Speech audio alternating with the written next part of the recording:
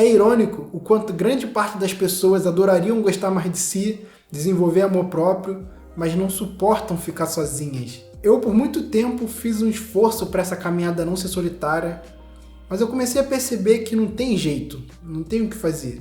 Se eu não trilhar essa caminhada sozinho, eu não ia trilhar ela. Em algum momento da sua vida você vai estar sozinho, querendo ou não, principalmente se você decidiu aprender a se amar, trilhar um caminho de espiritualidade, se encontrar, saber quem você é. Já tem um tempo que eu tô nesse momento e, para ser sincero, nos últimos meses cada vez mais profundo, onde ultimamente eu tenho evitado sair, ficar no celular, respondendo no WhatsApp. E eu sei que isso pode ser difícil para muita gente, só que eu não passei a tomar essas decisões do nada, do dia para noite. Foram várias fases que eu fui passando na minha vida, onde foram me permitindo chegar no momento onde eu tomei essa decisão. Eu queria compartilhar como foi essa trajetória para mim, para ajudar qualquer pessoa que esteja passando por esse conflito sobre querer se amar, querer se encontrar, mas não querer ficar sozinho. E a verdade é que a gente resiste. Por mais que a gente sinta que a gente não tá com tanta energia para dar para as pessoas, a gente sente que precisa estar mais sozinho, tá com a gente mesmo. Só que ainda assim, a gente continua trabalhando para impedir que isso aconteça, consciente e inconscientemente. É como se fosse uma criança que não quer comer salada porque é amargo, e um dia a gente cresce e começa a perceber que a salada é uma parte útil da vida para manter o nosso corpo saudável. E a realidade do doce começa a se revelar. E a gente começa a perceber que só comer doce não vai ser tão bom pra gente como a gente imaginava que seria. E eu mesmo passei por isso na minha jornada, conforme eu fui descobrindo essas questões de espiritualidade, sobre eu não ser meus pensamentos, nós não sermos o nosso pensamento, sobre o ego. Eu fui ficando fascinado com essas ideias e eu queria compartilhar isso com todo mundo. E eu não pregava para as pessoas de tipo, você não é seu ego, você não é seus pensamentos. Mas sempre que surgia uma oportunidade que eu poderia falar alguma coisa, soltar uma faísca que permitisse uma consciência do ego na pessoa, eu aproveitava. E hoje, quando eu olho para esses momentos, eu percebo o quanto uma das minhas motivações para fazer tudo isso é que eu não queria estar só. Eu queria fazer parte de um grupo, eu queria dividir essa jornada, os altos e baixos com alguém. E foi bom não ter encontrado ninguém, porque isso foi um dos fatores determinantes que me permitiu atravessar o que eu hoje vejo como 3 fases de aprofundamento dessa minha jornada de solitude, onde fui me permitindo cada vez me amar mais e me encontrar mais. E eu tive uma coisa que fez toda a diferença nessa jornada, que foi uma base para mim. Eu não sei aonde eu aprendi isso, mas foi a ideia de que eu estava preso em mim. Não tinha opção. Eu era a única pessoa que estaria comigo por cada momento que eu passasse. E se eu não aprendesse a desfrutar minha companhia, eu garantia uma vida inteira de sofrimento. E não importa o quanto você lute, em algum momento você vai estar sozinho. A pandemia foi uma prova disso global, mas na sua vida individual vai acontecer coisas que vão te fazer estar só com você. E percebendo o quanto a vida é longa, eu não estava nem um pouco afim de garantir a vida inteira de sofrimento. Isso me levou à minha primeira fase, que foi quando eu morava com meu pai. Eu não tinha um ambiente mais adequado para poder exercitar essa solitude, mas eu fui encontrando formas de fazer isso conforme eu podia, que foi principalmente estar me fazendo companhia mentalmente, estar interagindo comigo e não ignorando a minha cabeça ou sendo torturada por ela. Assim, quando eu via alguns pensamentos surgindo, eu me questionava, por que você está se sentindo assim? Por que você agiu da forma que você agiu? E eu ia fazendo essa presença de simplesmente me escutar, não ficar julgando se, mas eu fiz certo, mas eu fiz errado, deveria ter feito dessa forma, porque eu não fiz isso, porque eu fiz aquilo. Simplesmente buscar me entender, perguntar, ouvir a resposta que a minha cabeça tinha para a questão e aceitar ela como ela era. Uma outra coisa que eu fazia, eu gostava muito de trabalhar ouvindo música, e principalmente podcast, eu aprendia muita coisa, mas de vez em quando eu tirava o fone, tirava tudo e ia sem ouvir nada.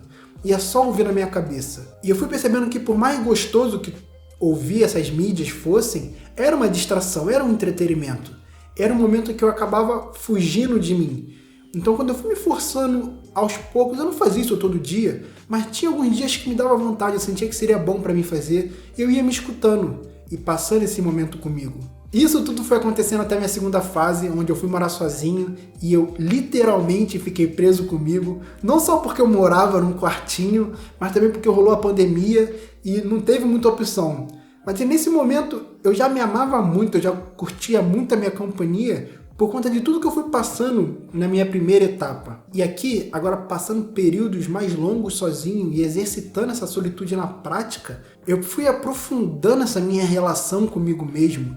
Eu comecei também a meditar, o que foi me ajudando a entender algumas coisas, como uma frase que todos nós conhecemos, mas geralmente a gente só se lembra que concorda com ela quando a gente ouve ela, que é: você é o seu maior inimigo. E eu consegui entender muito isso, o quanto essa batalha que a gente trava com a gente só pode ser lutada pela gente. É uma luta nossa, e por isso não faria sentido nenhum essa jornada de você se amar, de você se conquistar, ser uma jornada compartilhada. Porque quem vai lutar essa luta por você? Seus amigos? Sua família? Tua série favorita?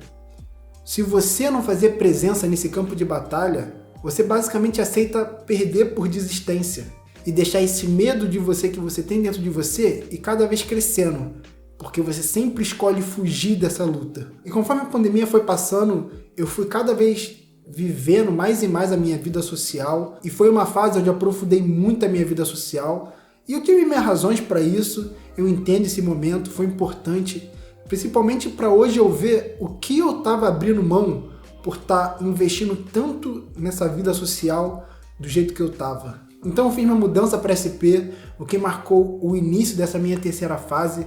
Foi uma fase onde eu me isolei com muito mais profundidade do que todas as outras vezes, até porque também é a fase atual que eu estou, então faz sentido que ela seja mais profunda. E por mais que eu quisesse manter aquela vida social que eu tinha quando eu estava no Rio, eu entendi o quanto era necessário sacrificar ela agora para eu poder me estabilizar em SP.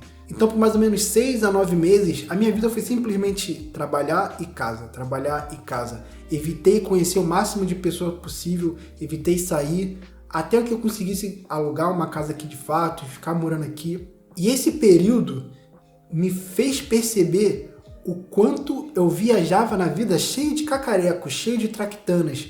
E conforme eu fui atravessando por esses meses sozinho, eu fui vendo essas coisas caindo de mim e ficando pelo caminho. Porque elas não me pertenciam, elas não eram eu, elas eram do meu ambiente, elas eram do ambiente que eu vivia antes. Então foi ficando mais claro para mim o que me interessava ou não, o que eu concordava ou não, o que era importante e o que não era tão importante. Porque agora eu estava sendo capaz de ver as coisas, julgar as coisas por uma lente bem menos contaminada do ambiente que eu estava. E tá aí uma coisa que eu ignorava muito e que talvez você possa aprender com isso, que é a ideia de que nós somos a média das 6 pessoas com quem a gente mais convive. Todo mundo concorda com isso, ninguém tem muita dúvida. Mas é impressionante quanto eu, apesar de saber dele, não levava ele a sério. E passar por esse momento onde eu fiquei mais comigo me fez ver o quanto tá longe, mudar meu ambiente de convivência, mudar as pessoas com quem eu estava em contato, mudou como eu me via, mudou como eu era. E por isso, quando você fica mais tempo com você, você permite ver mais florescer esse seu eu. É como, por exemplo, a diferença que você nota quando você está sozinho no seu quarto e quando você está no meio de um grupo de amigos ou no meio da sua família. Você vê uma expressão sua quando você está no seu quarto que você não vê em outros lugares. E quanto mais tempo você passa com essa expressão sua, sozinho, mais você começa a entender ela, a conhecer ela e perceber o que é você. Essa ideia de se conhecer, de se encontrar, é um trabalho de você ir retirando, camada por camada, o que foi acrescentado sobre você por toda essa vida.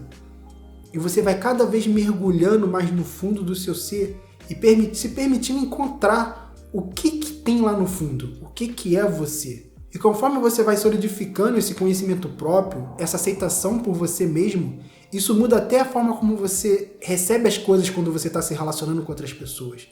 Porque por mais que a partir desse momento você vá interagir, vá conviver com outras pessoas, vá consumir novos conteúdos, vai estar trazendo coisas para fazer parte da sua vida, elas entram de outra forma, porque você tem uma confiança em quem é você. Então você não deixa qualquer coisa entrar. E eu fui vendo quanto a solidão, melhor, quanto estar sozinho era uma etapa necessária para isso tudo acontecer. E isso era o que eu estava abrindo mão quando eu estava tendo aquela minha vida social doida no Rio, super expansiva, porque eu não me permitia identificar com firmeza o que era eu. E passar por esse episódio em SP foi transformador para mim, inclusive me deixou super animado com a ideia de passar um mês sem contato com ninguém, só comigo mesmo, e ver o que acontece, ver o que vai surgir de dentro de mim. Ou melhor, ver o que vai sair de dentro de mim e o que vai restar. E a minha ideia não é pregar para você que você deve ficar sozinho agora, se afaste de todos os seus amigos, se afaste de todos os conteúdos que você consome.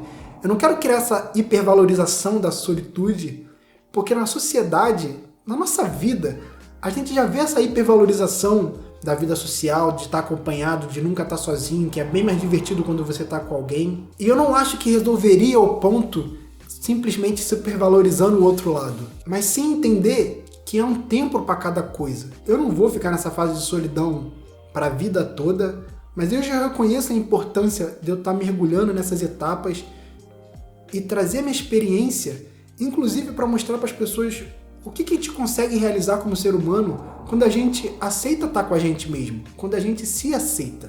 Isso tudo foi me fazendo carregar a impressão de que eu estava nisso sozinho, que realmente ninguém se interessava por isso, só eu tinha vontade de trilhar esse caminho da forma que eu estava. E hoje eu vejo que não. Na verdade tem muita gente com esses interesses e que está buscando essa mesma coisa por aí.